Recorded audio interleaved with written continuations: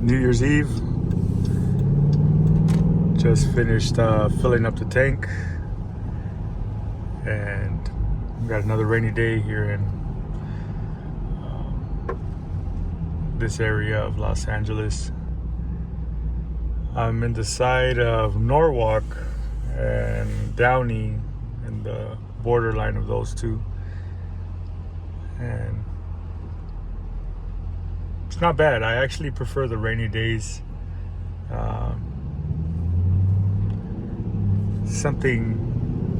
Something about it that makes it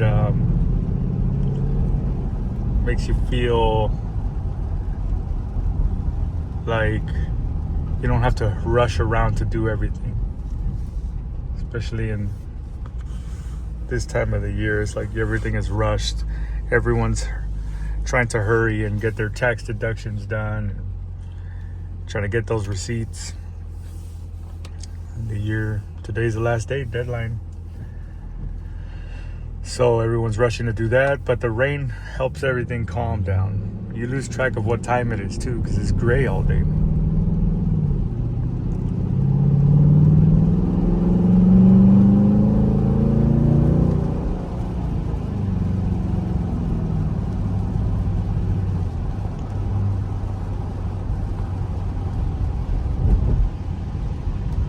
LA River right here. Can't see it, sorry about that. Brick wall there. But yeah, something very relaxing about being in the rain.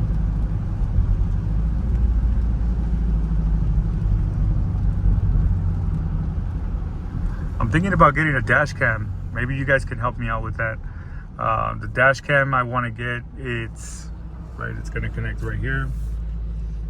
What's a good one? I want to figure that out. If you guys got some links, send it to me in the comments. Let me know what works for you, what's all hype and what's not. But definitely need that.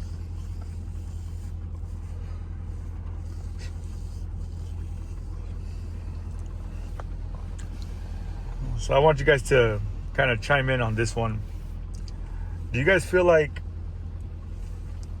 specifically, or maybe even in your state if you're not in California, but do you feel like they're being too lenient on who they're giving driver's license to? You think they should make the test a little harder? Because there's a lot of people that don't know how to drive, and I spend my time, see this last minute blinker, the other car in there, seeing the really stuck bumper to bumper. They already got hit in the back of their car, if you can see that. So, do you feel like they're being too relaxed on obtaining a driver's license in your state, in California? I'm here in California. I feel like they're being too easy on that.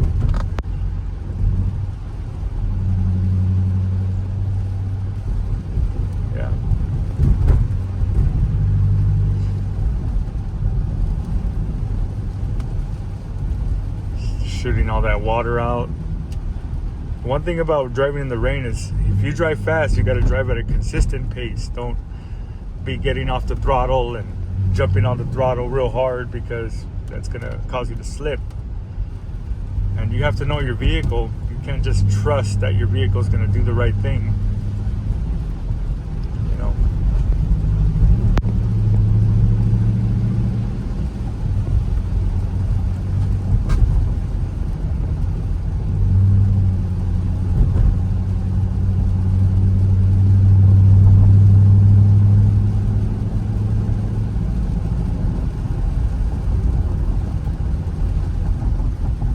This guy.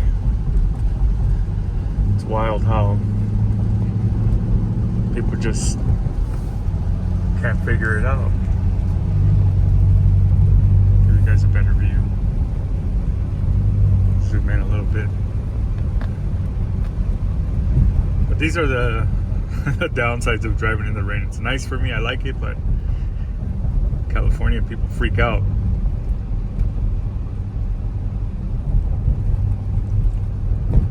So I'm just gonna get home. Park this baby inside. Call it a day.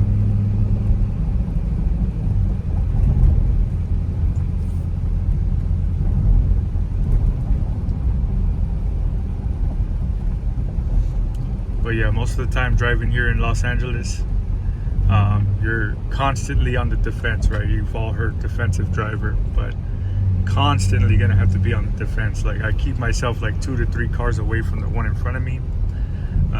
Constantly watching these people right here. You know, people just want to keep switching lanes like it's nobody's business.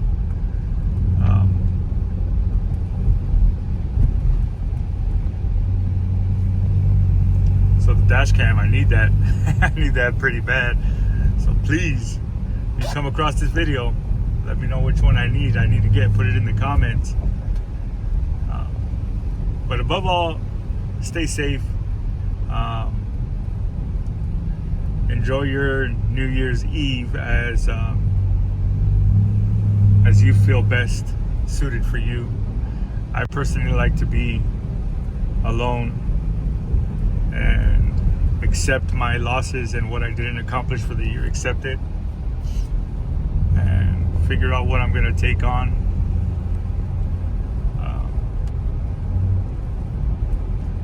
You know, there's so much things that we can do in a year, and I'm grateful for everything I have accomplished. I'm not going to just call the whole year a complete loss because I didn't do 2 or 3, maybe 5 things. Even missing 5 things out of your year that you didn't accomplish does not make you a failure, you know. We're gonna rush through this one real quick, and you know, so don't feel too down on yourselves. Everyone's failing. Everyone's in the same place. All right, everyone's making money. Everyone's not making money, all at the same time. People always ask me, "Whoa, how much do you pay for that car? How much do you pay for the Durango?" And you know, I'm like, what does it matter? None of it matters. If you like it and you can get it, just get it. If you can't, get something that's a little close to what it is. But now that we all know Dodge is kind of going into the premium level of brand style, they want to be up there, it seems, and there's no more cars that are under $50,000. It's gonna be a little rough for some people, you know. It's gonna be a little rough, but you know, people make it happen.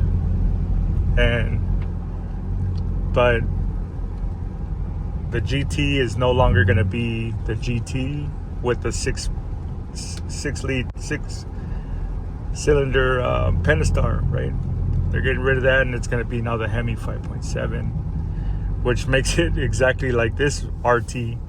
It's the 5.7, which is kind of strange.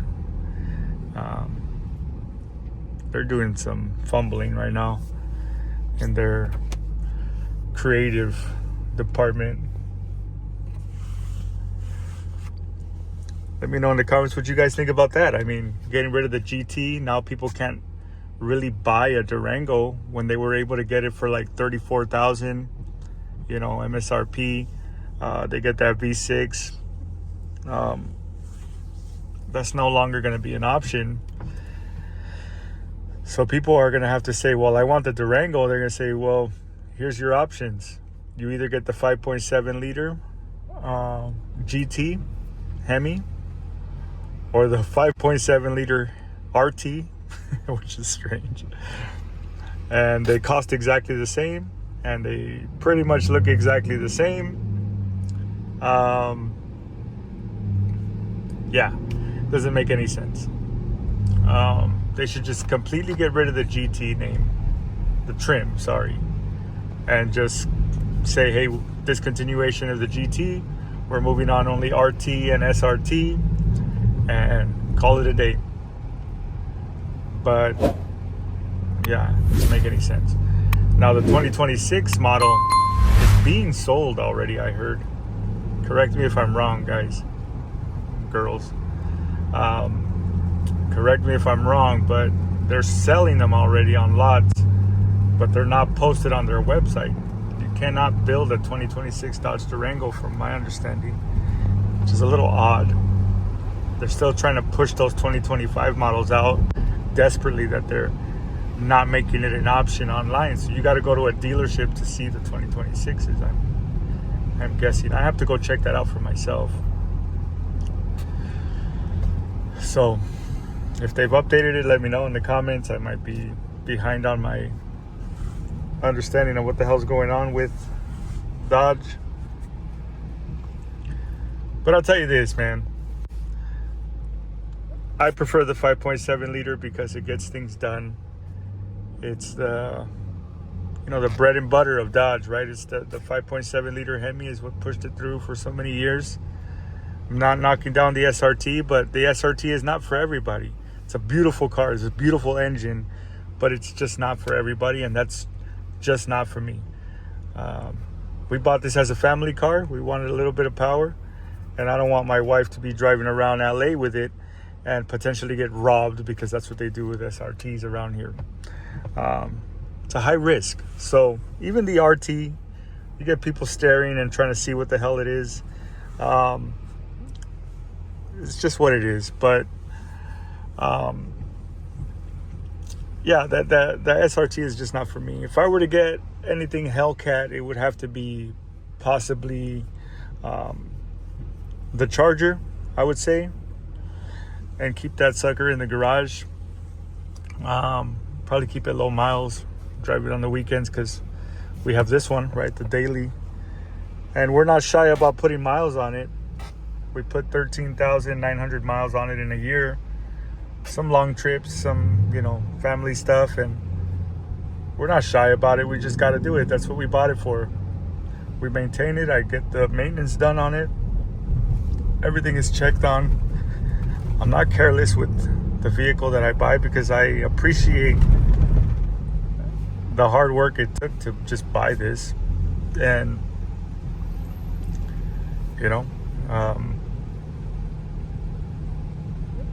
that's just how I treat my stuff. It's if I buy it, even if it costs $20, I'll make sure I take care of that $20 thing, whatever it is.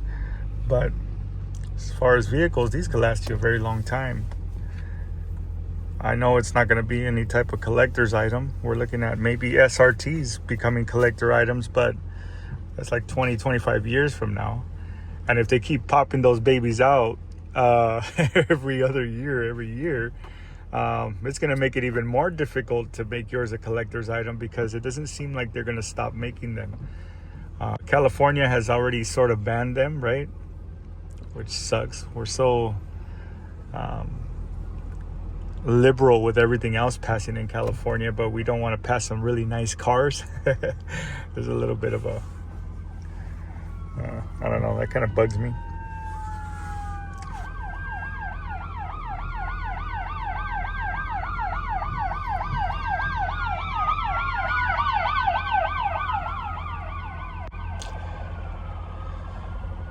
And yeah, so even if you keep your Durango and you buy it, right, you keep it low mileage. Low mileage would be considered at least 20,000 miles or less. You're looking at 20 years sitting on that thing, so it could become some sort of collector's item for anyone. And it has to be that big one, that big boy SRT, And there's people that can do it. Shit, if I had the money and I had the ability to do that, I'd buy two of them, right? I'd buy two Durangos, one SRT, one not, and just keep one baby in the garage and let that sucker get some years on it. The other one, I'd just do what I'm doing with this one, put some miles on it, enjoy it, put it in sport mode, give it an Italian tune-up, once a week, like I do to this one. An Italian tune-up would be something like get that sucker on the freeway and just let her rip, grip it and rip it, and let it breathe a little, stretch its legs once a week. It's healthy. You can't just be driving in the city all the time like we are and not let it stretch its legs. So it'll last you a very long time. But yeah, I think that that's another important thing, is that these rainy days let you think about shit like this, you know. And it's sort of like being in the shower. When you're in the shower is where your best ideas come. Also, when you're, you know, just in a place where you can have complete solitude, and you can really think, really break down some problems and get some solutions, and you're creative, right? So yeah, I'm probably honestly gonna pull up to Starbucks and get something warm to drink. I'm gonna wait for my dad to get home, and for the New Year's, and I'm pretty sure my brother has the night off, so I'll probably get some food and just have a nice relaxed day watching car videos on YouTube. And you know, cutting my losses, accepting, and not pushing myself down because of the inability to succeed, right? To certain challenges that I put myself through on purpose, because we've got to prove to ourselves, right, that we can do things, but not all the time we succeed, which is fine. So let me know in the comments, number one, if you made it this far, thank you. Subscribe, please. Like the video. I appreciate it. Durango Things is just Durango Things, random things. And if you're wondering, why'd you spell things with a Z? Because we do random videos here, so a Z is a little more of a random way to spell Durango Things than to put it properly with an S. I'll just give you a little insight of how my brain thinks and how I came up with that. And yes, my profile picture does change every so often, because I like switching it up to specific themes and things that I'm watching or feeling or whatever. It's just cool. I can do that. I have a clothing page, insomniathlete.org. Money goes to veterans and their families, and we help feed, clothe, provide critical items on a daily when possible.